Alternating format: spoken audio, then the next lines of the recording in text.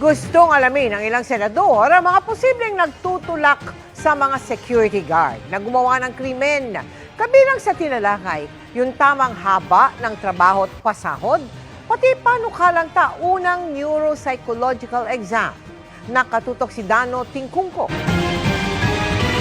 Sa isang viral video sa Cebu noong September 2023, biglang itinulak ng gwardya ang isang metal barrier para pigilang makaalis ang isang motorsiklo kaya ito natumba.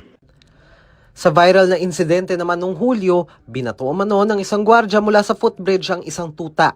Bagamat pareho ng sinampahan ng kasong administratibo ang mga sangkot, gustong malaman ng mga senador kung ano ang posibleng nagtulak sa ilang gwardya na mag-amok.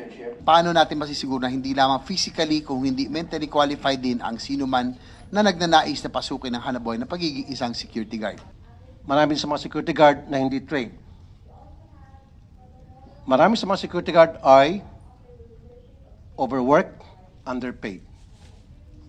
And because of that, sila po ay stressed. Lumabas sa pagdinig na naglipa na pa rin ang mga security agency na wala o expired ang mga license to operate mula sa PNP SOSIA o Supervisory Office for Security and Investigation Agencies. Most likely, sir, because our Enforcement Management Division is always conducting this post-to-post inspection. Some agencies are still operating without valid LTO, sir, or expired LTO.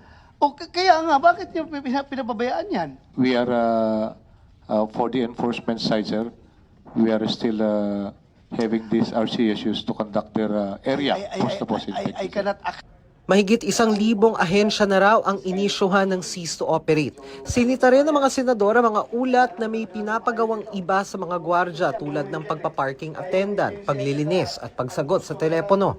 We will examine the employment records for at least 3 years, interview the employees, and inspect work premises po to determine the compliance with the labor general standards.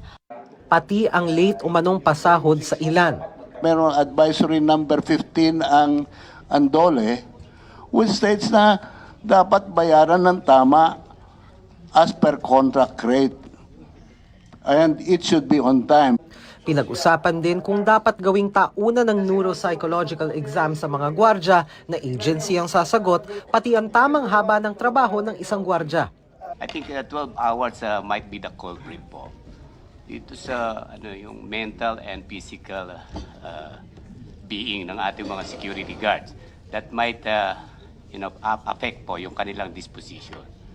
So ako medyo malakas pa ako, yung 12 hours po parang mahirap po na straight duty po yan Security guards now are looking at deployment for 12 hours, sir. Kasi kung 8 hours lang po yun, sir, times 26, 15,000 lang po yung take-home dun, sir. Para sa GMA Integrated News, Dano Tingkungko, nakatutok 24 oras.